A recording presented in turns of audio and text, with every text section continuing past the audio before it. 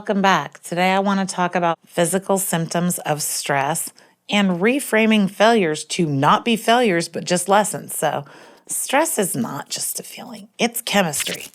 Modern stressors, we have them.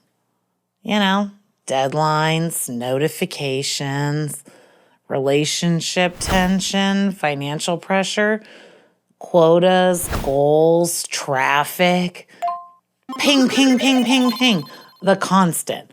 But that's chemistry. When stress hits, your breathing becomes shallow. Slow, deep breaths will activate your vagus nerve. That's the command center of your parasympathetic nervous system.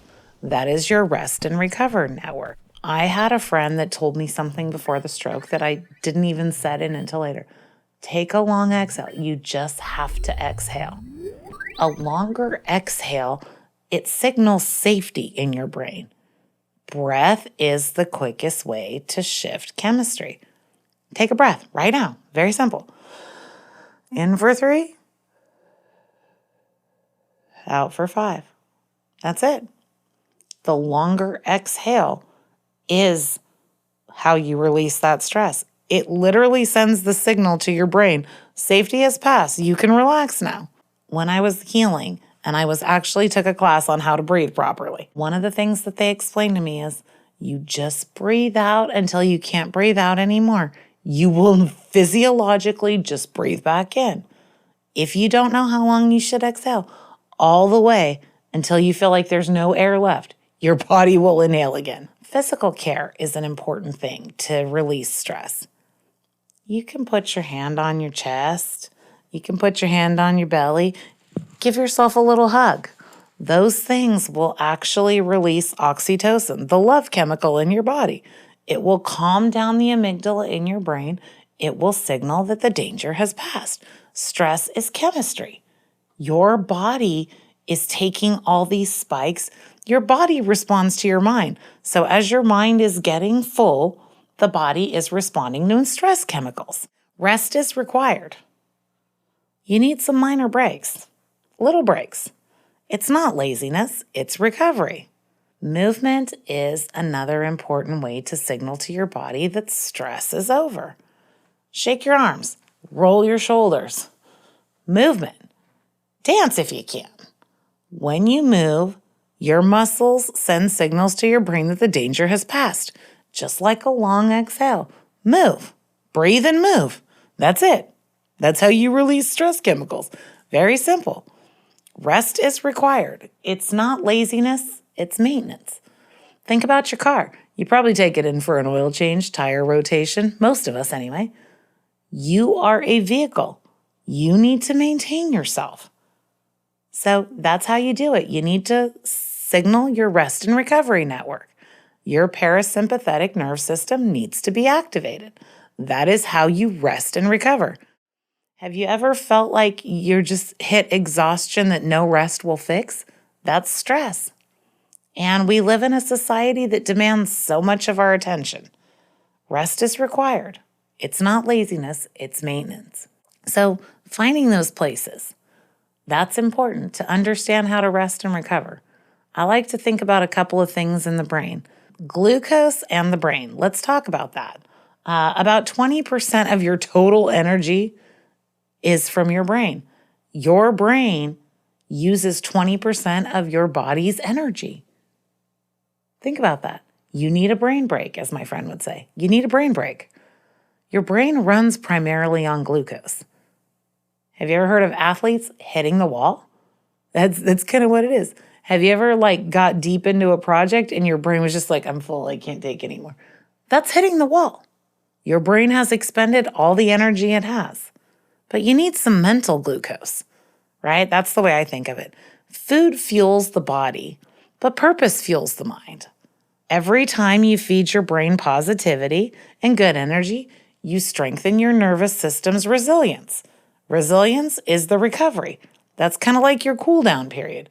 Something bad happens. Something bad happens to all of us. That's just kind of life.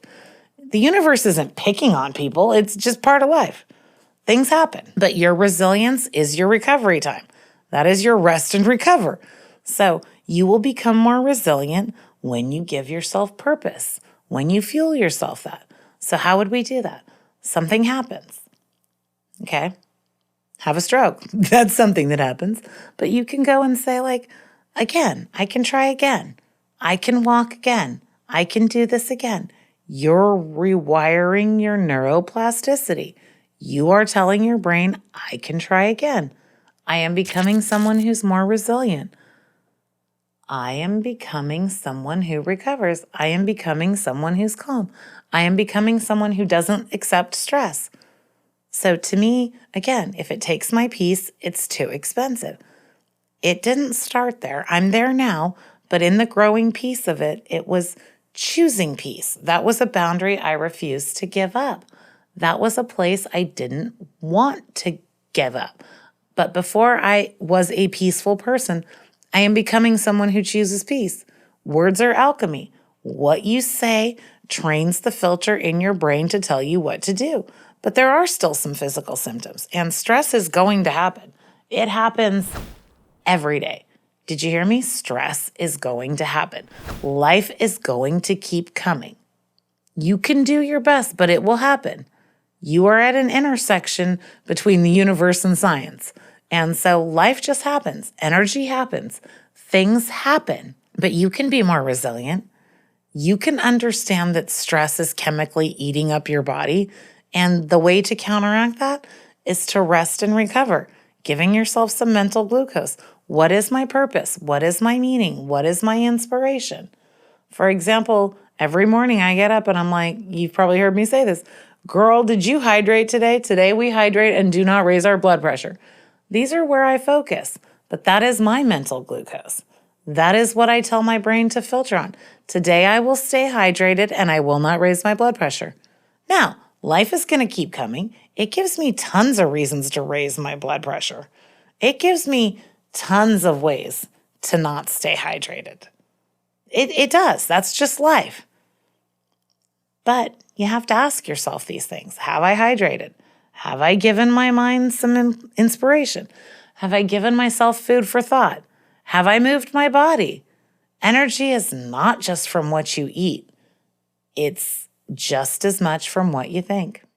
So as you're thinking about these things that you've given yourself, that mental glucose or that inspiration, and asking yourself, have you given yourself physical fuel and mind fuel? I need you to think about burnout. Burnout is chronic stress without recovery. It is your amygdala staying on all the time. Maybe you've heard people say always on. You're constantly in survival mode.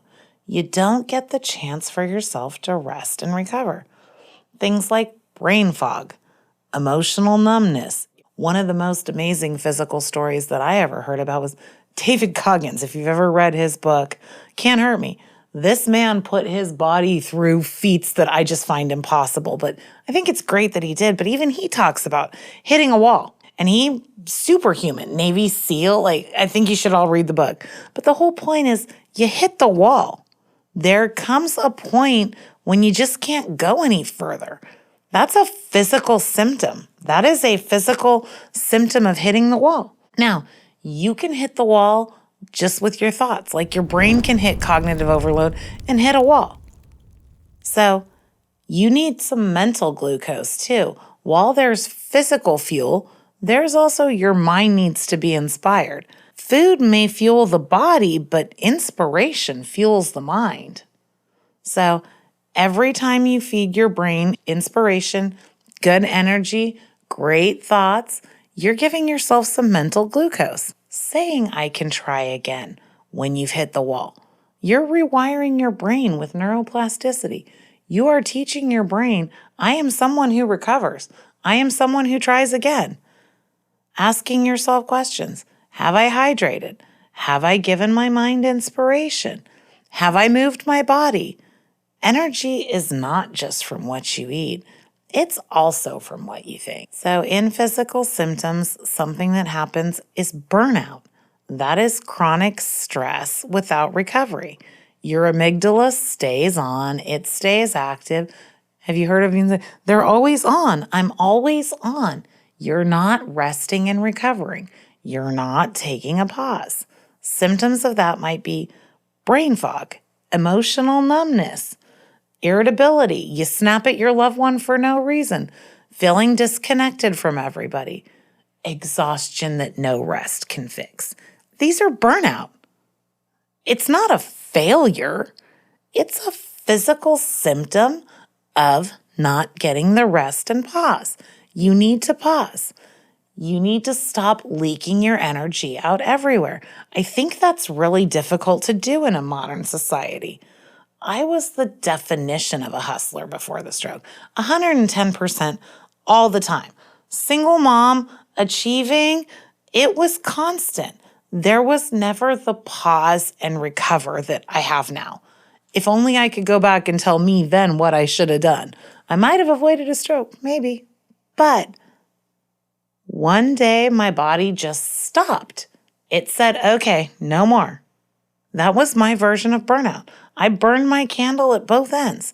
I just kept filling that container full of more reasons to achieve, more things to do. Hustle, hustle, hustle. We live in a society that's where it is. You are rewarded for not taking your sick time. You are rewarded for working weekends. You are even expected to sacrifice yourself to the revenue gods. I don't care where you work. I call it the revenue gods. But that is society. That is not any one company or boss is wrong. That's just the culture we live in. Be constantly connected. I need to ping you on Saturday. I need to call you. I had a banker that I met a couple years ago, and I just told her, I said, stop giving yourself away.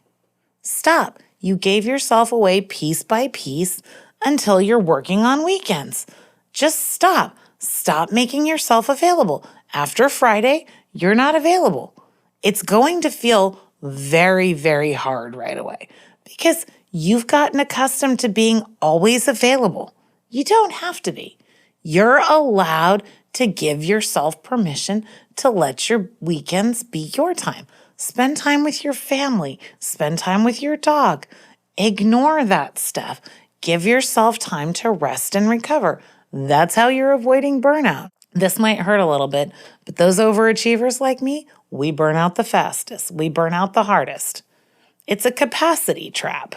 It's not a failure. You have to reframe that. The world will take everything that you have.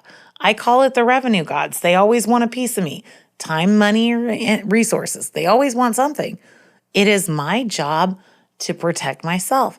That is the boundary. And yes, it's really uncomfortable. Before you start taking your life back piece by piece, you have to understand, remember meeting yourself where you're at. You have given yourself away piece by piece. It seems normal. The text messages, the phone calls, the constant pings, the deadlines, name it all. It all takes from you. You owe yourself the space to recover. You have to let that piece of you happen. It's not a failure. It's the capacity trap. How easy is it to go through life on autopilot? It's super easy. Like I think about my younger daughter learning how to drive. It took her a lot of cognitive function to back out of the driveway, right? I do it on autopilot. How many of you do? Driving through life, text messages, you don't even pay attention to where you're going. You probably got a GPS on telling you where to turn so that you can be on the phone or texting and driving. We all do it. This is just the world we live in. We see signs that say don't text and drive, but we don't think, hey, not me, right? So that's how it is. It's the capacity trap. It is the connection trap. It is be connected so much that it's exhausting. It's the kind of exhaustion that rest doesn't fix. And it can't. Only you can fix that. So you have to start with what boundaries are. Take yourself back piece by piece. Understand that if you take a piece today and you set a boundary today, future you can have peace, love, and happiness. And it's not the kind of peace, love, and happiness that's going to put you as a monk on the mountain meditating for stillness for 50 hours. If that's your dream, please go live it. It is not mine. I think that you figure out how to take yourself piece by piece, right? How do you take it back? Like sometimes you can hear people say, take your power back. You gave all that energy away. Start taking it back by setting boundaries. It doesn't have to happen overnight. Meet yourself where you're at. Really important that you do that. I think that when you think about going through life on autopilot, we do it often, right? There are ways that you can take yourself back. We think about 60,000 thoughts a day. 90% of them are the same as the day before, and 70% of them are negative. Let's say that again so you get it. We think on average 60,000 thoughts a day. 90% of that 60,000 are the same as yesterday, and 70% of them are negative. Do you remember the negativity bias in the brain? It is that you need 3 to 5 positive thoughts to set yourself back to 0 to combat a negative one. Well, if 70% of your thoughts are negative, how are you going to do that? You have to start by reframing things, because you can reframe those negative thoughts. Remember, everything has a duality. You just need to reframe it. Shift your perspective. So here comes another vulnerable story on Jenna. So the other day, I'm at a big old meeting. I'm in full cognitive overload. I can't process thoughts. I can't process my emotions. I could feel myself shutting down. A friend that I knew walked across the room because she knew me, took me out to the side and said, "Are you okay?" I started crying. And I'm talking the kind of crying where I needed a tissue. Crying, not sobbing, but crying. The waterworks were on. And she just asked me, "How can I help you?" And I said, "I want to go home." And she said, "Just leave."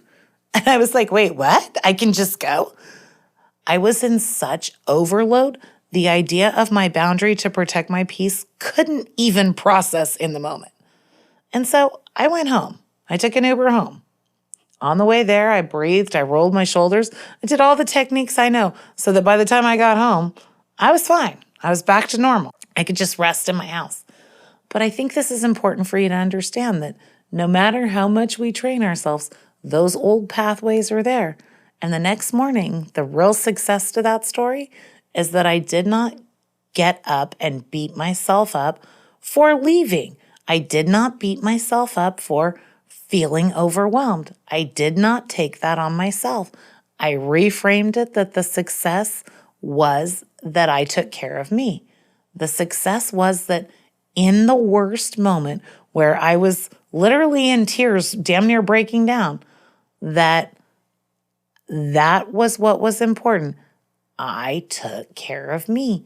So it was not a failure. It was actually a success. That is how you reframe it. You have to do that. And you have to realize that you're human. Cognitive overload is going to happen. I gave myself some compassion. I said, okay, I'm human. I did the best I could in the moment. And the success was I made a choice that even though it was difficult, was to go take care of me.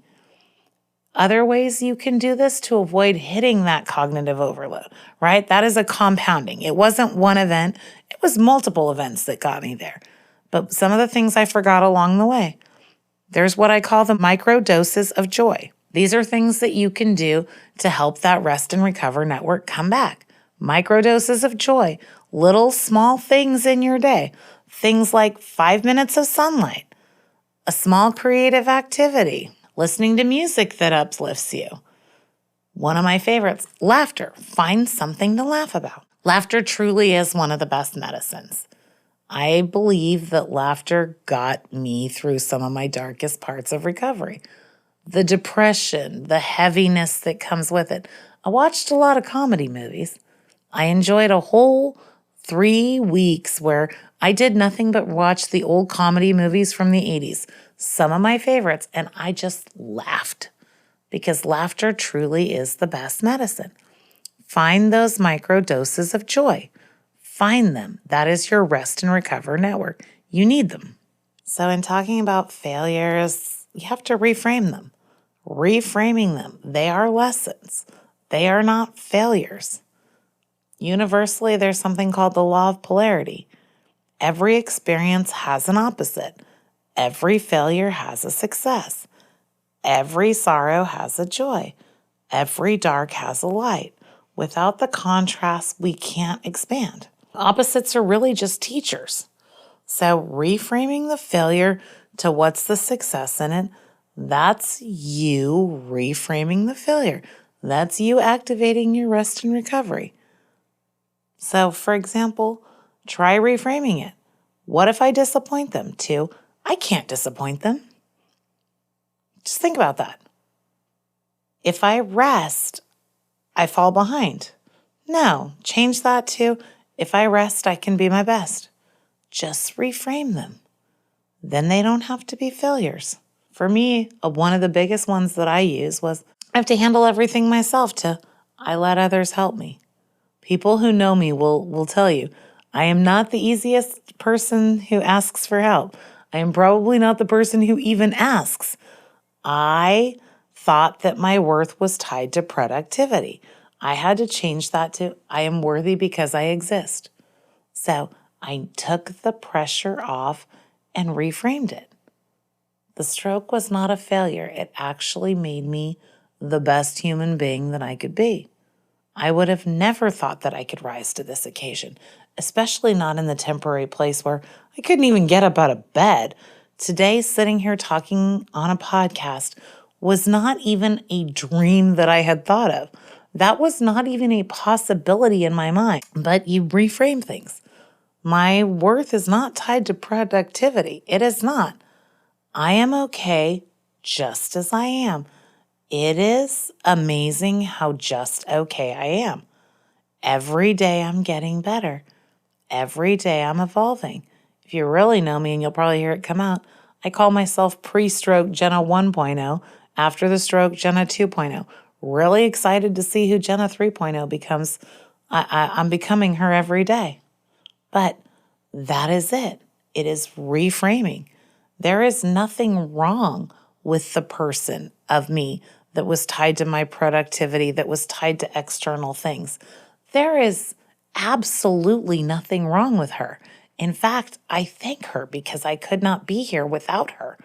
It's kind of like the story I had in a previous episode about the hot air balloon. Had to drop the sandbags. Nothing wrong with them. They were just heavy and holding me back from who I am supposed to become. But that's what reframing is. It is using the words like alchemy to tell yourself what you need to hear. Reframe it. Just flip the script. You just do it. And you keep repeating it until you believe it. I mean, I actually blamed myself for a stroke. In some ways, I was to blame. All the stress, not taking care of myself, not resting and recovering, so busy giving myself away piece by piece until there was nothing left. My body shut down. But that's how I learned to embrace a life worth living. That's how I got here. So as horrible as that lesson was, and it was absolutely awful, it gave me what I needed to be here. Sometimes I think about it like a butterfly in a cocoon. The caterpillar goes in, the butterfly came out. I would have never expected a stroke to be a cocoon, but that's kind of how it was. I can now fly. I now live a life worth living. I'm not saying I don't have bad moments, but 95% of the time, 99% of the time, whatever it is, I'm at joy, I'm at peace, and I see the world differently than I did. You need experiences for your nervous system to recognize a different reality. Reframing it starts there. You start there. You flip the script. You think about things differently. One small action today. Notice your thoughts about yourself. How do you feel? Are you telling yourself that nice thing in the morning every day? Are you telling yourself there's something you like about yourself? It's how you rebuild, not by force, but by compassion for yourself. You have to give yourself some compassion. You have to give yourself some grace. Those physical symptoms, notice them. Listen to your body, but reframe those things. They're not failures. They're lessons. You can reframe things. Flipping the script, giving yourself some compassion, letting it be okay that you're human. That was really hard for me. Still is actually every day.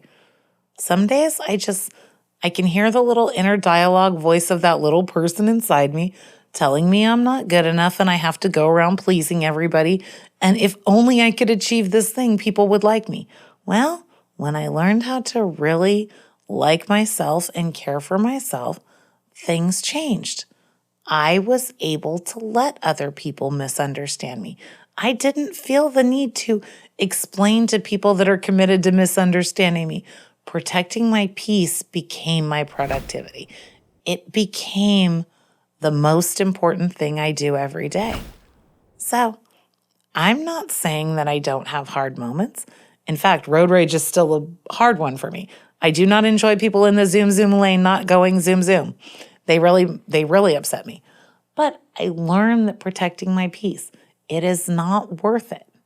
Now, that's not to say that I don't have a few choice F words for them when they're in front of me. But I'm getting better every day at that. So I think that that's how you do it. You give yourself compassion, you let yourself be where you are, and you reframe the failures. Instead of beating yourself up and telling yourself all the reasons you're not good enough, the negativity bias in your brain will teach you how to do that. Don't be another negative voice. The world will give you enough of them. Be a positive voice. Be the 3 to 5 positive thoughts you need to counteract the negative one. Life will give you lemons. Life will throw things at you. Life will never stop coming. It comes even faster in the digital world we're in. But you can take care of you. You can protect your peace.